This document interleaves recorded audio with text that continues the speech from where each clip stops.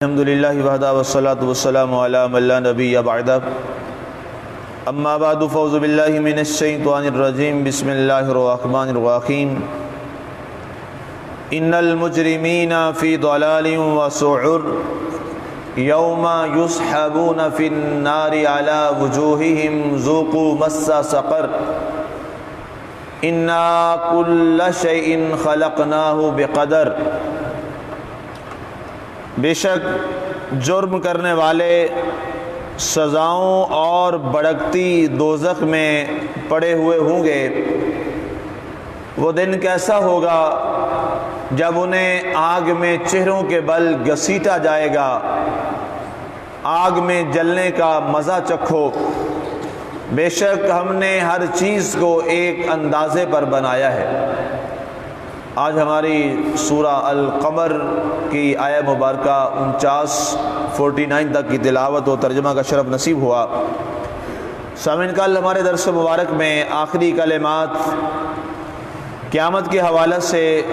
اختتام پذیر ہوئے کہ اللہ تعالیٰ نے ان کے ساتھ وعدے کا اصل مقام جو ہے کفار کے لیے وہ قیامت کے روز رکھا ہے، اور قیامت جو ہے وہ بڑی آفت ناک اور ایک تلخ حقیقت ہے۔ اس کے بعد اللہ نے ارشاد فرمایا کہ وہ مجرم لوگ، یہ ہے مبارکہ بنیادی طور پر قریش کے وہ مشرکین جو نعوذ باللہ شرک کیا کرتے تھے اور اللہ کے مقابلے میں اپنے آباء و اجداد نے جو بت بنا رکھے تھے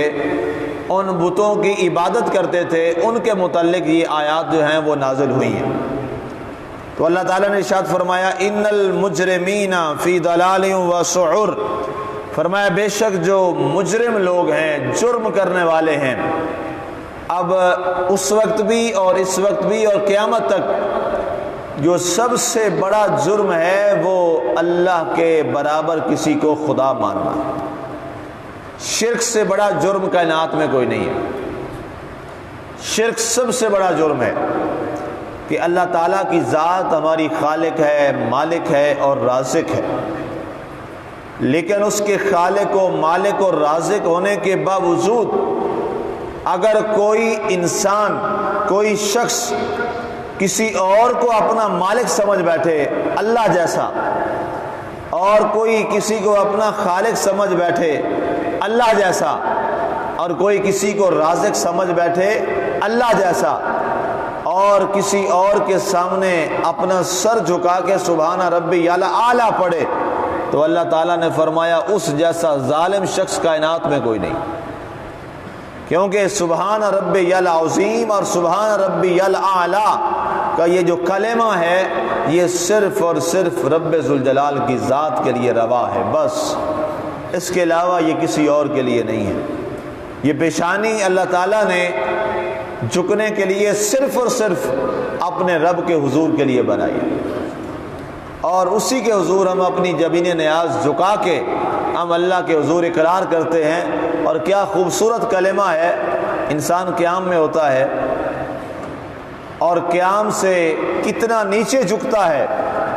جہاں سجدہ ہم کرتے ہیں، کہاں ہم قیام میں ہوتے ہیں بلندی پر، اور کہاں ہم سجدے میں جاتے ہیں، اور سجدے میں جا کے ہم پڑھتے کیا ہے، ہم سب سے نیچی جگہ پہ ہوتے ہیں۔ ہم نے اپنی نظریں پیشانی کو جھکایا ہوتا ہے نیچی جگہ پر، اور اس نیچی جگہ پہ جا کے ہم بولتے کیا ہے، سبحان ربی الاعلیٰ، اے اللہ میں تو بہت جھکا ہوا ہوں، لیکن اس جھکاؤ میں اور سب سے زیادہ جھکنے والے مقام پر اگر کوئی اعلیٰ ذات ہے تو مولا وہ تیری اعلیٰ ذات ہے۔ اللہ نے جو سجدے میں سبحان ربی الاعلیٰ کہلوایا ہے یہ ایک بہت بڑی حکمت ہے۔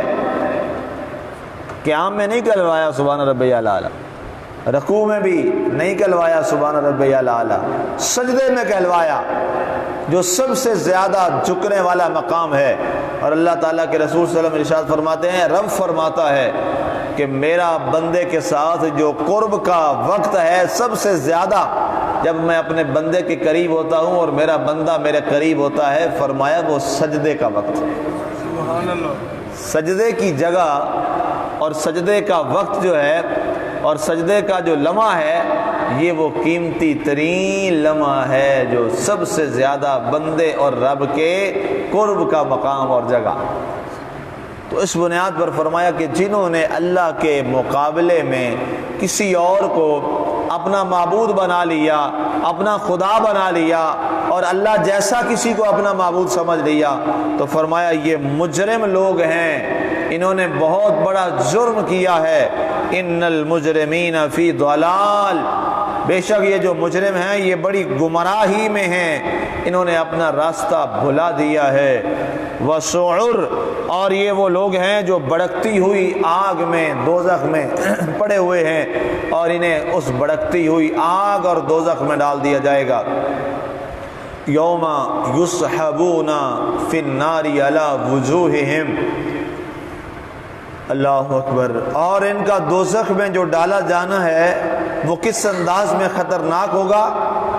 اللہ اکبر، اللہ اکبر۔ فرمایا وہ دن کیسا ہوگا جب انہیں آگ میں چہروں کے بل گھسیٹا جائے گا۔ اللہ اکبر، استغفر اللہ، استغفر اللہ، الیاذ باللہ، امان اللہ۔ اللہ فرماتا ہے کہ یہ دوزخ کا کتنا سخت ترین لمحہ ہوگا۔ دوزخ میں ڈالا جانا ہی بہت بڑا مشکل کام ہے، اب دوزخ میں ڈال کے چہروں کے بل گھسیٹا جائے گا۔ اب آپ اندازہ کیجئے، چہروں کے بل، تصور کیجئے، فرشتوں نے ٹانگوں میں زنجیریں، اور وہ زنجیریں کیا ہیں؟ حدیث پاک میں آتا ہے تپتی ہوئی آگ سے سرخ کی ہوں گے، پاؤں میں ڈال کر، ہاتھوں میں ڈال کر، اور الٹا لٹکا، الٹا زمین پر جیسے ڈالا جاتا ہے کسی کو چہرے کے بل، پیٹھ کے بل نہیں، چہرے کے بل، اور فرمایا پاؤں کی جانب سے گھسیٹا جائے گا، اور ان کے جو منہ ہیں وہ جہنم کی آگ پر گھسیٹتے چلے جا رہے ہیں۔ کتنا خوفناک منظر ہے، کتنا شدید ترین منظر ہے جو کہ لفظوں میں بیان نہیں کیا جا سکتا، اور نہ ہمت ہے کہ ان لفظوں کو سنا جائے، اور نہ اتنی ہمت ہے کہ انہیں بولا جائے۔ اللہ کی پناہ، فرمایا انہیں چہروں کے بل، منہوں کے بل گھسیٹا جائے گا، اور آگ میں جلنے کا انہیں کہا جائے گا مزہ چکھو، ذوقوا مس سقر، اب چکھو جہنم میں جلنے کا مزہ۔ تمہیں تو لوگ بتانے والے بھی آئے، ہمارا نبی بھی آیا، ہمارا رسول بھی آیا، اس کے بعد امت کے علماء بھی آئے، میرے نبی کے وارثین بھی آئے، وہ تمہیں بتاتے گئے، تمہیں سمجھاتے رہے، لیکن تمہیں کچھ اثر نہ ہوا۔ تو آؤ پھر آج ان لمحوں کو جن کو تم نے ضائع کر دیا، اب اس وقت وہ پریشان ہوتے تھے کہ ہم بار بار سکھاتے ہیں، بار بار سمجھاتے ہیں، اور بار بار لوگوں کو اللہ سے تعلق جوڑنے اور شیطان سے تعلق توڑنے کی بات کرتے ہیں، اور شیطان سے دور اور رب کے قریب کرنے کی بات کرتے ہیں، لیکن تم نے ان کی باتوں کو ایک ہوا میں اڑا دیا، تم نے ان کی باتوں کو بس ایسے آسان لیتے ہوئے ایک وقت گزاری کر دی۔ آؤ آج یہ وقت آن پڑا ہے، اس وقت اب تمہیں ان لمحات کا جواب دینا ہوگا۔ ذوقوا مس سقر انا کل شیء خلقناہ بقدر، بے شک ہم نے ہر چیز کو ایک اندازے پر بنایا ہے۔ یہ والا جو جملہ ہے اور یہ والی جو آیہ مبارکہ کا جو لفظ ہے بقدر، یہ بڑی تفصیل طلب ہے، اور اس میں اللہ تعالیٰ نے تقدیر کے حوالے سے بیان فرمایا ہے کہ ہم نے ہر چیز کو ایک قدر کے ساتھ، ایک تقدیر کے ساتھ اور ایک فیصلے کے ساتھ بنایا ہے۔ اور یاد رکھیے گا کفار میں اور اس وقت مشرکین قریش میں ایک بہت بڑی جماعت تھی جو تقدیر کی منکر تھی، جو تقدیر کا انکار کرتی تھی، حالانکہ جو تقدیر ہے یہ برحق ہے۔ اور اللہ فرماتا ہے ہم نے ہر چیز کو اپنی ایک جو تقدیر ہے اس تقدیر کے ساتھ پیدا کیا، ہم نے ہر چیز کو ایک انداز میں مقدر کیا ہے اور ایک اندازے کے مطابق پیدا کیا ہے۔ کائنات میں ہر چیز ایک اندازے کے تحت چل رہی ہے، ایک تقدیر کے ساتھ چل رہی ہے۔ اب اگرچہ تقدیر پر زیادہ بات کرنے سے منع کیا گیا ہے، اللہ کے رسول صلی اللہ علیہ وآلہ وسلم، آپ کے صحابہ کرام رضوان اللہ تعالی علیہم اجمعین بیٹھے ہوئے تھے اور وہ تقدیر پر بحث کر رہے تھے، اور بحث چھڑتی چھڑتی بڑی زیادہ آگے تک چلی گئی تو سرکار صلی اللہ علیہ وسلم نے تب تشریف لائے اور آپ نے فرمایا خبردار، تقدیر کے بارے میں تم بات مت کرو۔ پہلی امتیں بھی تقدیر کے بارے میں بات کرنے کی وجہ سے تباہ و برباد ہو گئی تھی، لیکن اس کا مطلب یہ بھی نہیں ہے کہ تقدیر کے بارے میں درس نہ دیا جائے یا تقدیر کے جو عام پہلو ہیں ان کو بیان نہ کیا جائے۔ اس حوالہ سے بہت حدیث پاک ہیں۔ کچھ وسلم نے حضور نے فرمایا میری امت کے دو گروہ ایسے ہیں جو مسلمان ہونے کے باوجود وہ مسلمان نہیں ہیں، ایک مرجئہ ہے اور ایک قدریہ ہے۔ اس پہ انشاءاللہ یہ بات کریں گے کل تفصیل کے ساتھ کہ مرجئہ کیا ہیں اور قدریہ کیا ہیں، اور یہ تقدیر کے حوالہ سے جو اللہ کے نبی صلی اللہ علیہ وسلم کی حدیثیں ہیں، اور تقدیر کے بارے میں ہم مسلمانوں کو اپنا کیا نظریہ رکھنا چاہیے اور کس حد تک ہم جا کر تقدیر کے بارے میں بات کر سکتے ہیں جو ہمیں اسلام نے اجازت دی ہے، اس میں انشاءاللہ کل بات کریں گے۔ وما علینا الا البلاغ المبین۔